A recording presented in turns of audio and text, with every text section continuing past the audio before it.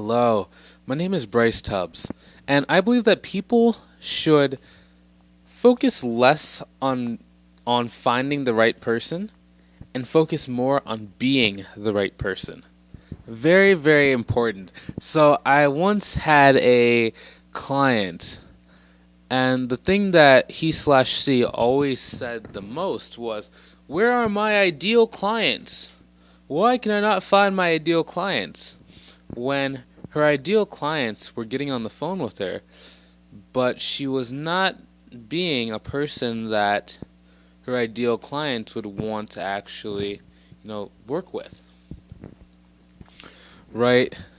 And it wasn't until she changed how she was either A, coming across, and B, just being and displaying that she was a person, the right person for her ideal clients, that they started coming out of the woodworks and started working with her. Okay? That's why I believe it's more important about who you are being and who you are becoming consistently than who you're looking for.